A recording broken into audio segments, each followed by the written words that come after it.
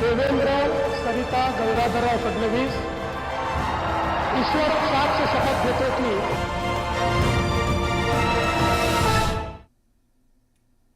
ब्रेकनंतर पुन्हा एकदा स्वागत. देवेंद्र पर्व आपण विशेष कार्यक्रम बघतोय. देवेंद्र फडणवीसांच्या व्यक्तिमत्वाचे अनेक पैलू आहेत. शाळेमध्ये बॅक बेंचर म्हणून ओळखल्या जाणाऱ्या फडणवीसांनी राजकारणात अव्वल नंबर मिळवलेला आहे. तर कधी काळी त्यांनी मित्राच्या आग्रहाखातर मॉडेलिंग सुद्धा केलेलं आहे.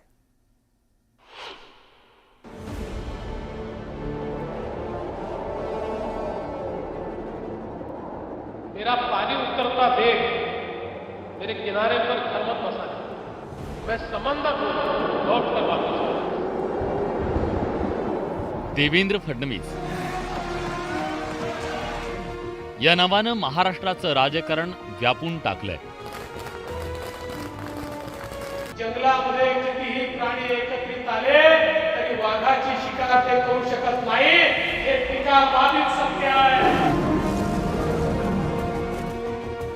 बाळाचे पाय पाळण्यात दिसतात असं म्हटलं जातं.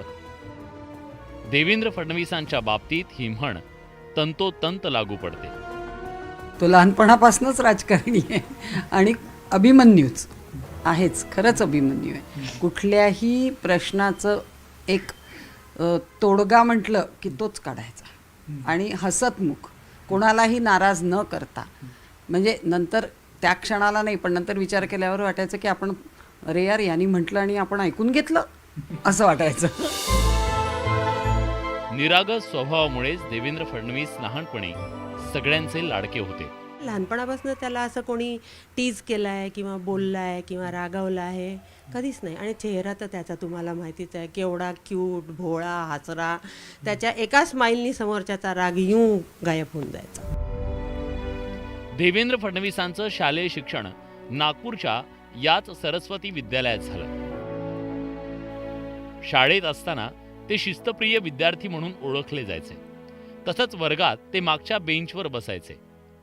इनको लास्ट बेंचर करके लोग बुलाते थे. उनका पर्सनैलिटी ऐसा था, उनको कभी भी सामने बैठने मिला नहीं.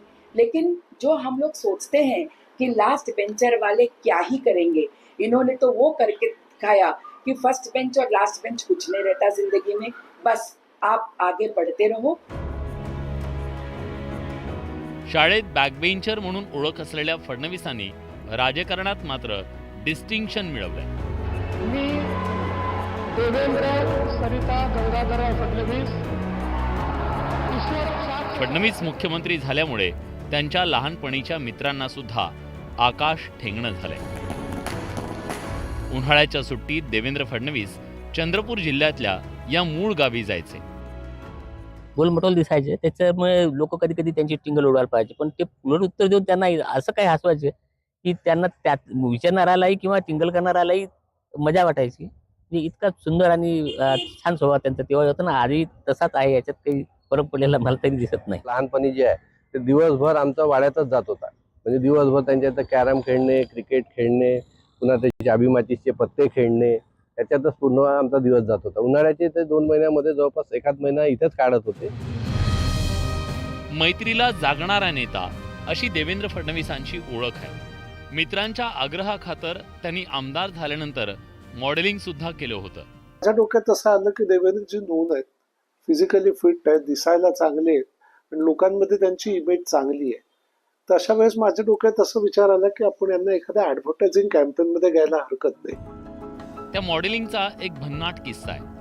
2006 साली नागपुरातल्या एका कापड दुकानाच्या जाहिरातीसाठी मित्रानं त्यांना मॉडेलिंग करण्यासाठी गळ घातली आणि त्याला फडणवीस नाही म्हणू शकले नाही. त्यावेळी नागपूर शहरात त्यांच्या जाहिरातीचे होर्डिंग लागले होते. खरं पाहता देवेंद्रजी मॉडेलिंगसाठी शाय आहेत, ते कॅमेरासमोर शाय नाही आहेत, कारण ते तुम्हाला कॅमेरासमोर त्यांचे विचार सांगत असतात. पण कपडे घालून मिरवणं हे त्यांच्या दृष्टीने ते खूप शाय होते कॅमेरासमोर. पण आम्ही 3-4 वेगवेगळ्या ड्रेसेसमध्ये त्यांचं शूट केलं आणि समोर मित्र असले की गोष्टी सोप्या जातात. त्या मॉडेलिंग नंतर फडणवीसांना थेट दिल्लीतून फोन आला. तो फोन होता अटल बिहारी वाजपेयींचा. विशेष म्हणजे वाजपेयींनी देवेंद्र फडणवीसांचं कौतुक केलं होतं. फडणवीसांच्या व्यक्तिमत्वाचे असे अनेक पैलू आहेत. Bureau report, news 18 Lokmat. यानंतर एक छोटासा ब्रेक घेतो आणि लगेचच परत येतोय. पाहत राहा न्यूज 18 लोकमत.